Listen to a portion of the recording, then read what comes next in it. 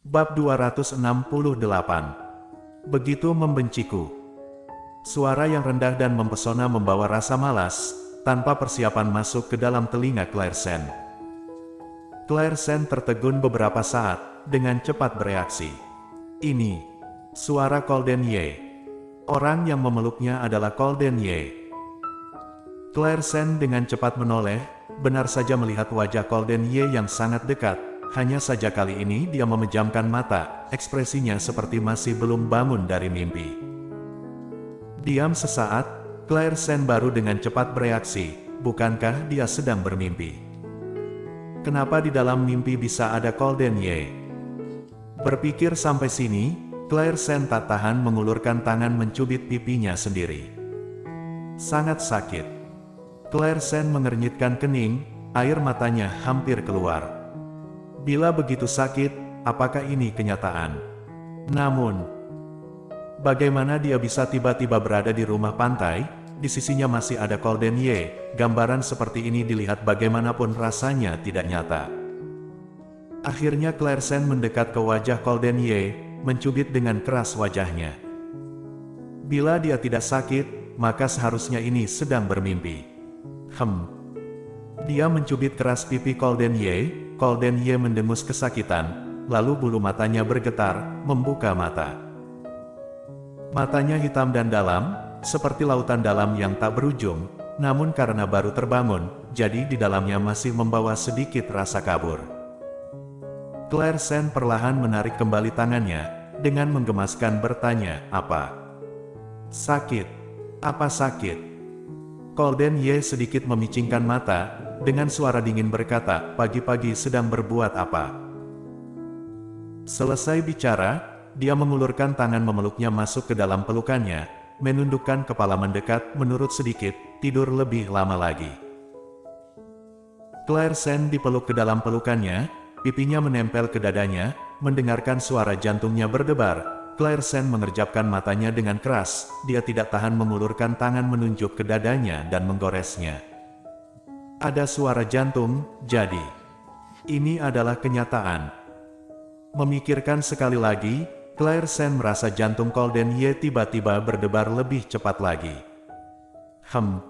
Clairsen mengernyit, kenapa ini? Akhirnya dia menunduk dan kembali menggambar di dadanya, lalu telungkup mendengarkan. Saat sedang risau, Clairsen mendengar dadanya bergetar sebentar. Coldenye berkata dengan suara serak, "Pagi-pagi sudah ingin menggodaku." "Apa?" Clairsen mengangkat kepala dengan terkejut. "Siapa? Siapa yang menggodamu? Apakah ini bukan mimpi?" Selesai bicara, dia bergegas mendorongnya dan meloncat, tatapannya masih bergetar. Dia terus mengira ini adalah mimpi, namun mimpi ini juga terlalu nyata. Mimpi. Coldenye tertawa rendah, tatapannya seperti malam yang datang dan membawa rasa sejuk. Dia tiba-tiba bangkit dan menindihnya, tubuh yang tinggi besar dan berat menekannya begitu saja tanpa peringatan. "Ah, lepaskan aku." "Coldenye, sebenarnya apa yang terjadi kemarin malam? Kenapa aku bisa ada di sini? Lalu kenapa kamu bisa ada di sini? Apa sudah lupa?" Coldenye tertawa dengan suara rendah. "Wanita ini benar saja hari kedua sudah melupakan yang terjadi kemarin malam. Sepertinya aku harus melakukan sesuatu, agar kamu bisa mengingatnya baik-baik." Baru selesai bicara, ciumannya mendarat, kecepatannya sangat cepat hingga Clairsen tidak sempat menghindar, bibirnya dihisap keras olehnya. Bibirnya manis seperti kemarin malam. Coldenye awalnya hanya ingin membuatnya ingat, namun setelah mencium merasakan rasa nikmat, tangan besarnya tidak tahan meraba lehernya. "Ahem."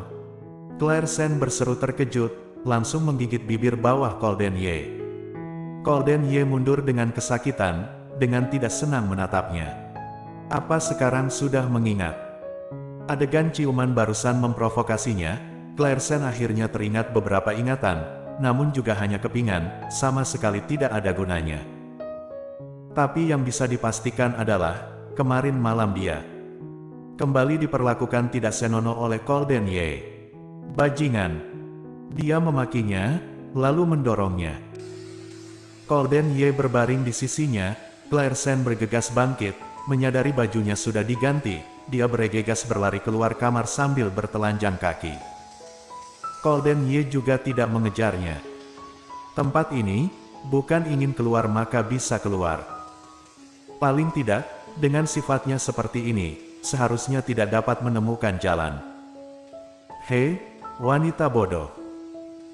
Bibir Colden Ye tiba-tiba tersenyum samar, lalu dia mengulurkan tangan menyentuh bibir tipisnya, kembali mengingat rasanya, di atasnya seakan masih tersisa auranya yang manis. Setelah Claire Sen keluar dari kamar, dia kembali menyusuri lorong berjalan keluar. Sepanjang jalan dia dibuat terpana oleh pemandangan yang indah, lalu langkahnya menjadi lambat, terakhir tidak bergerak lagi, berdiri terpana di atas lantai kayu menatap laut luas tak berujung. Kamar pemandangan laut. Dulu saat dia baru menikah, dia pernah memimpikannya melewati bulan madu dengan suaminya, lalu tinggal di rumah pantai. Dengan begini, setiap hari bisa melihat matahari terbit dan tenggelam. Hanya saja sayangnya keinginan itu tidak pernah terwujud. Tidak disangka, hari ini dia sungguh merasakannya. Colden Ye membawanya ke rumah pantai, walaupun sekarang siang hari, namun pemandangan di laut tetap indah membuat orang takjub melihatnya. Claire Sen berdiri melongo seperti ini. Laut memiliki kekuatan yang sangat ajaib. Walaupun hanya sebuah laut, namun dia juga sangat menarik perhatian orang. Suasana hati yang barusan murung kali ini semuanya menghilang. Claire Sen merasa hatinya seperti perlahan menjadi tenang. Di sini, sebenarnya tempat apa? Dia berjalan maju, berdiri di sisi lantai kayu paling pinggir. Hati-hati jangan sampai terjatuh. Sebuah suara yang dingin terdengar dari belakangnya. Claire Sen menoleh, melihat Colden Ye duduk di atas kursi roda mengikuti keluar. Kali ini dia berada tidak jauh di belakangnya. Claire Sen bertatapan sebentar lalu memalingkan tatapan, kemudian mendengus dingin tidak ingin memedulikannya.